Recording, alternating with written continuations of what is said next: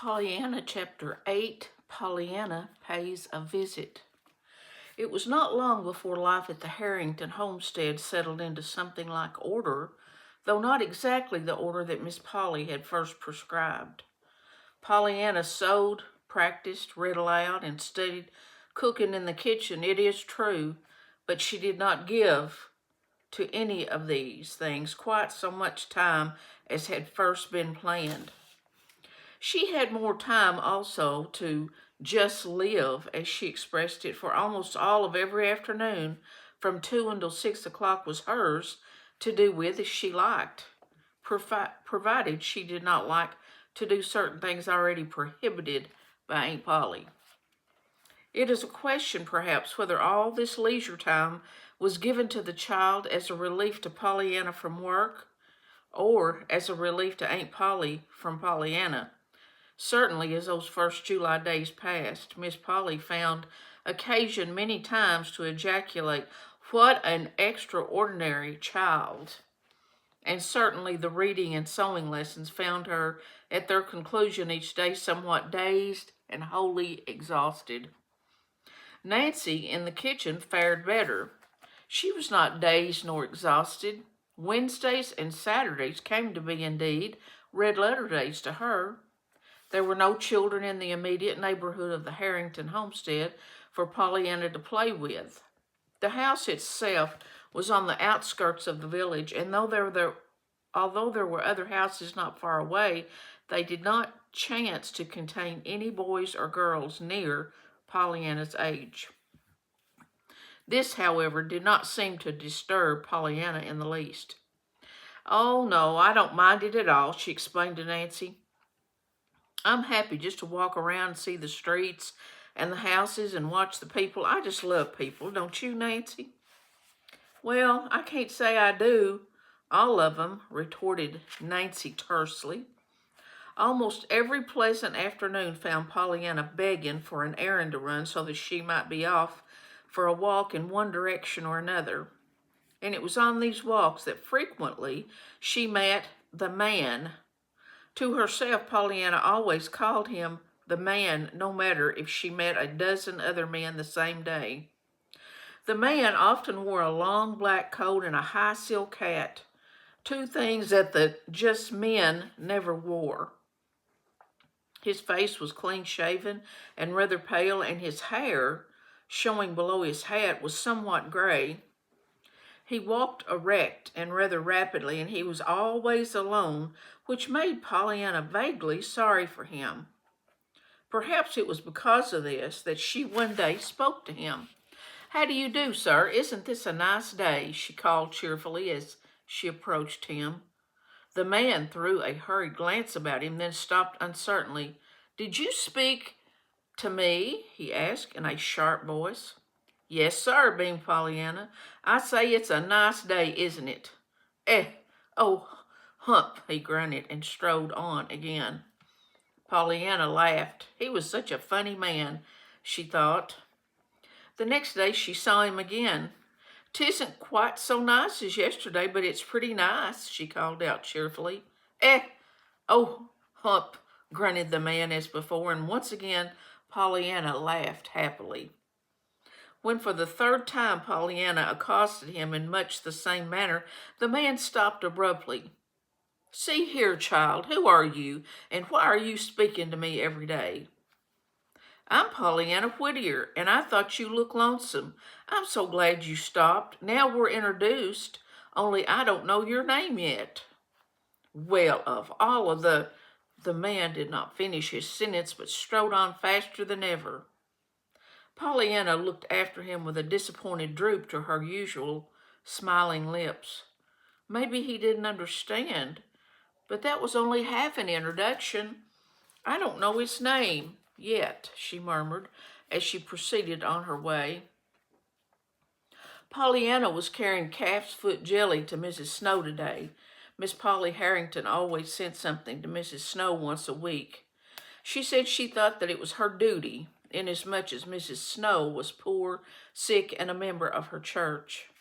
It was the duty of all the church members to look out for her, of course, Miss Polly did her duty by Mrs. Snow, usually on Thursday afternoons, not personally, but through Nancy.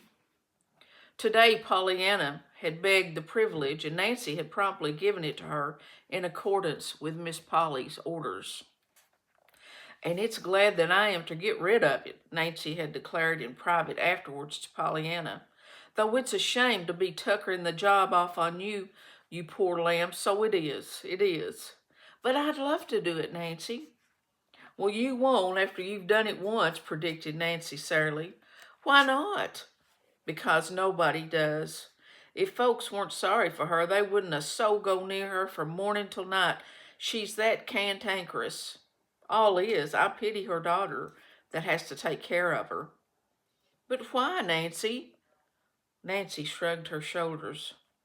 "Well, in plain words, it's just that nothing whatever has happened right in Miss Snow's eyes. Even the days of the week ain't run to her mind. If it's Monday, she's bound to say she wished 'twas Sunday, and if you take her jelly, you're pretty sure to hear she wanted chicken. But if you did bring her chicken, she'd be just hankering for lamb broth." "Why, what a funny woman," laughed Pollyanna. "I think I shall like to go see her. She must be so surprising and different. I love different folks." "Humph. Well, Miss Snow's different, all right. I hope for the sake of the rest of us," Nancy had finished grimly. Pollyanna was thinking of these remarks today as she turned in at the gate of the shabby little cottage.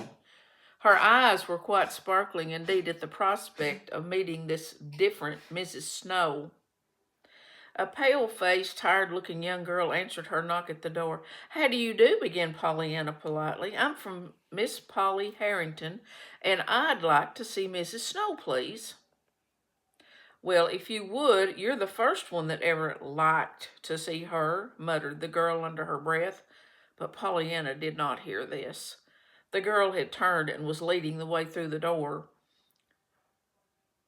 to the hall. In the sick room, after the girl had ushered her in and closed the door, Pollyanna blinked a little before she could accustom her eyes to the gloom. Then she saw dimly outlined a woman half sitting up in the bed across the room. Pollyanna advanced at once. "How do you do, Mrs. Snow? Aunt Polly says she hopes you are comfortable today, and she sent you some calf's foot jelly." "Dear me, jelly," murmured a fretful voice. "Of course, I'm very much obliged, but I was hoping 'twould be lamb broth today." Pollyanna frowned a little. "Well, I thought it was chicken you wanted when friends brought you jelly," she said. "What?" The sick woman turned sharply. "Why, nothing much," apologized Pollyanna hurriedly. "And of course it doesn't really make any difference. It's only that Nancy said it was chicken you wanted when we brought jelly and lamb broth when we bought chicken. Maybe 'twas the other way around and Nancy forgot." The sick woman pulled herself up till she sat erect in the bed, a most unusual thing for her to do, though Pollyanna did not know this. "Well, Miss Impertinence, who are you?" she demanded. Pollyanna laughed gleefully. "Oh, that isn't my name, Mrs. Snow, and I'm so glad 'tisn't, too. That would be worse than Heppisbeth, wouldn't it? I'm Pollyanna Whittier, Miss Polly Harrington's niece, and I've come to live with her. That's why I'm here with this jelly this morning." All through the first part of this sentence, the sick woman had sat interestedly erect, but at the reference to the jelly, she fell back on her pillow listlessly. "Very well, thank you. Your aunt is very kind, of course, but my appetite isn't very good this morning, and I was wanting lamb—" She stopped suddenly and then went on with an abrupt change of subject. "I never slept a wink last night. Not a wink." "Oh, dear, I wish I didn't," sighed Pollyanna, placing the jelly on the little stand and seating herself comfortably in the nearest chair. "You lose such a lot of time just sleeping, don't you think so?" "Lose time? Sleeping?" exclaimed the sick woman. "Yes, when you might be just living, you know. It seems such a pity we can't live nights, too." Once again, the woman pulled herself erect in her bed. "Well, if you ain't the amazing young one," she cried. "Here, do you go to that window and pull up the curtain," she directed. "I should like to know what you look like." Pollyanna rose to her feet, but she laughed a little ruefully. "Oh, dear, then you'll see my freckles, won't you?" she sighed as she went to the window. "And just when I was being so glad it was dark and you couldn't see 'em. There, now you can." "Oh," she broke off excitedly as she turned back to the bed. "I'm so glad you wanted to see me because now I can see you. They didn't tell me you were so pretty." "Me?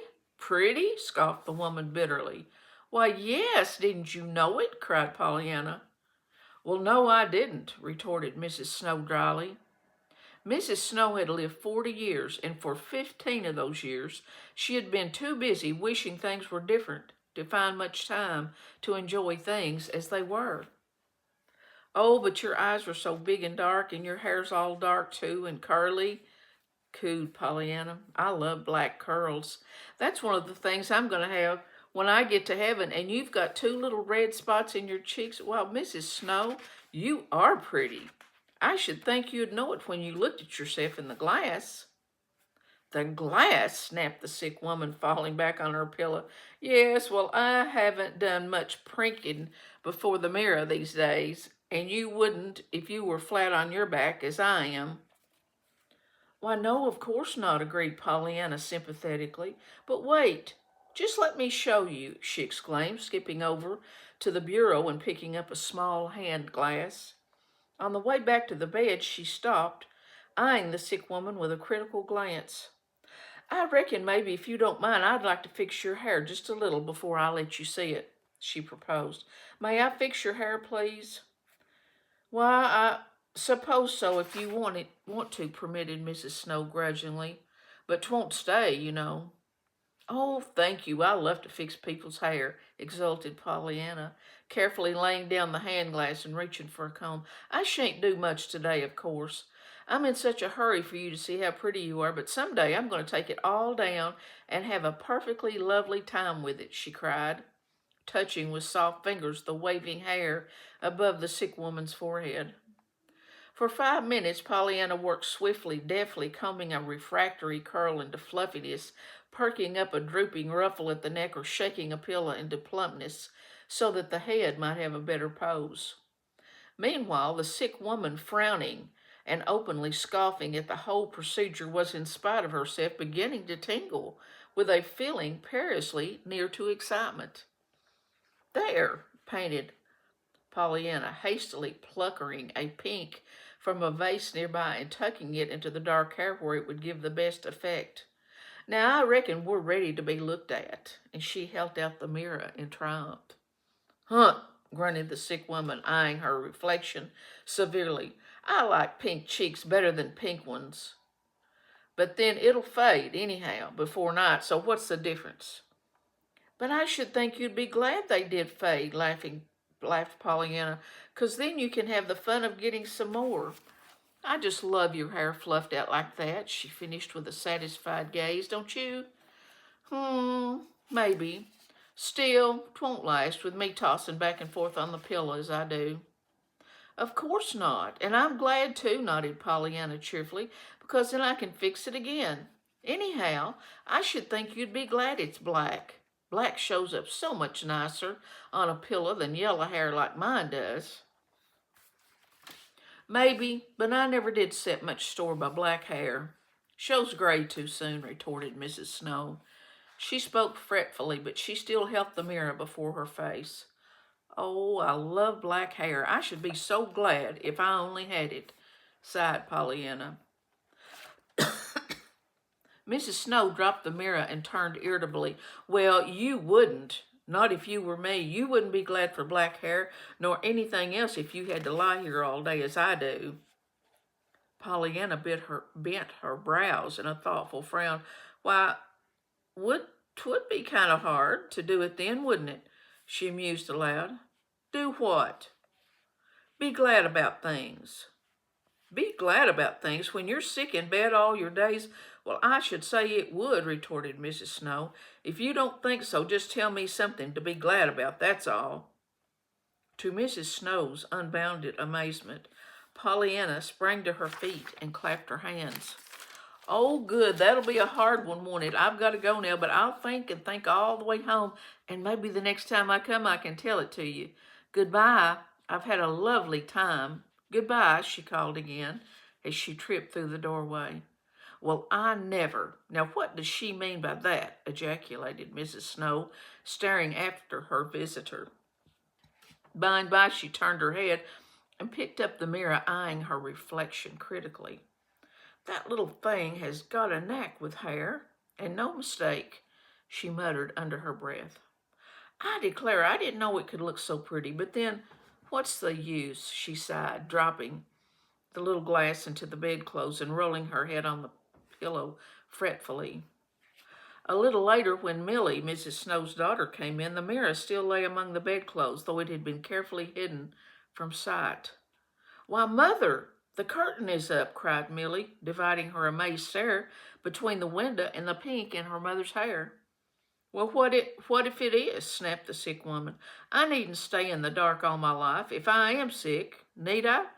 Why, no, of course not, rejoined Millie in hasty consolation, and as she reached for the medicine bottle. It's only, well, you know very well that I've tried to get you to have a lighted room for ages, and you wouldn't. There was no reply to this. Mrs. Snow was picking at the lace on her nightgown. At last she spoke fretfully. I should think somebody might give me a new nightdress instead of lamb broth for a change. Why, Mother! No wonder Millie gasped aloud with bewilderment. In the drawer behind her at that moment lay 2 new nightdresses that Millie for months had been vainly urging her mother to wear.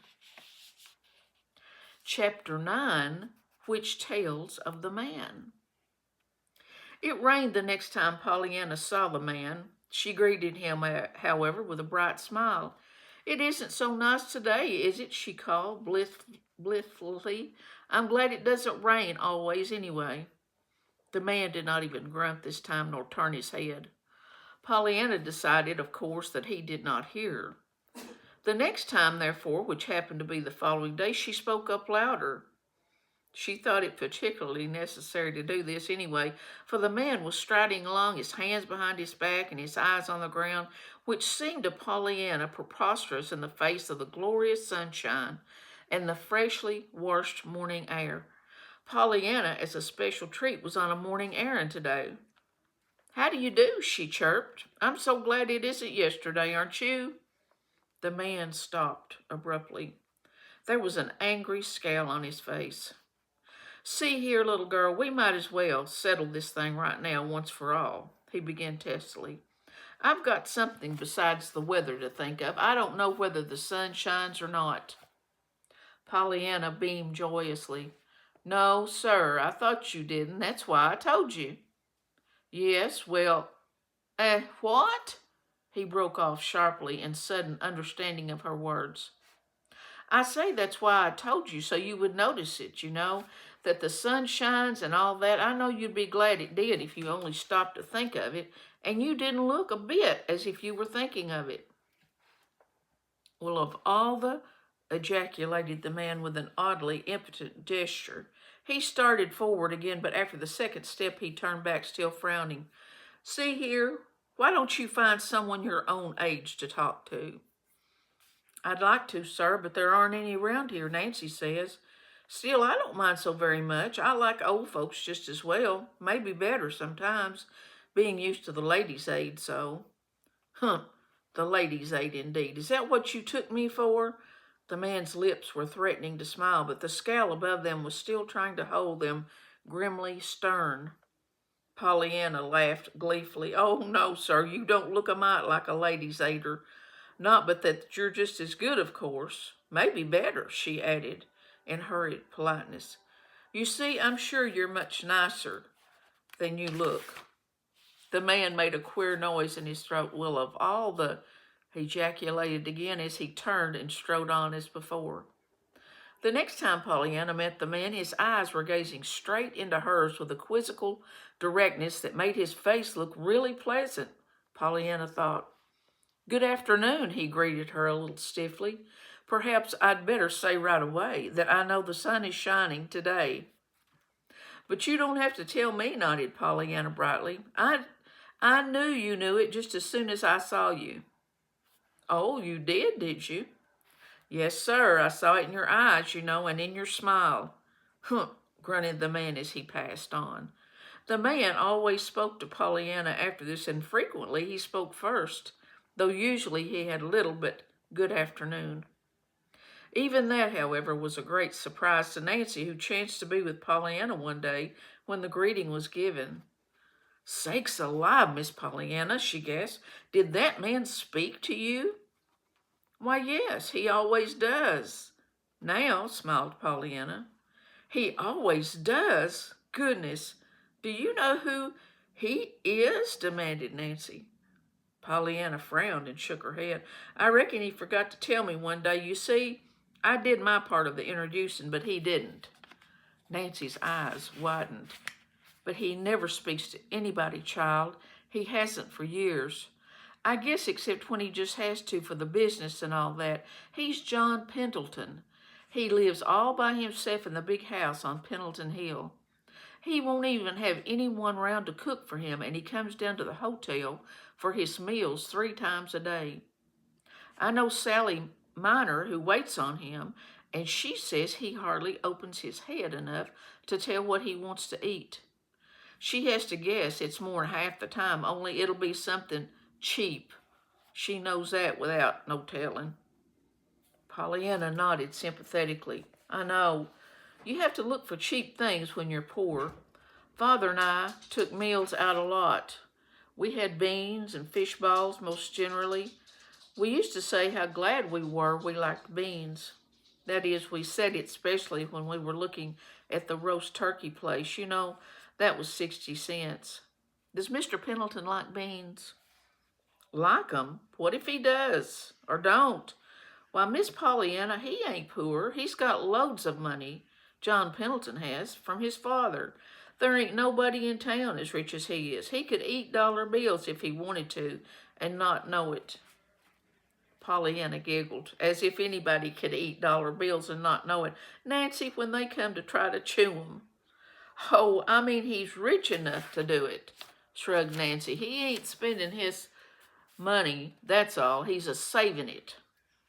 And for the heathen, surmised Pollyanna. How perfectly splendid.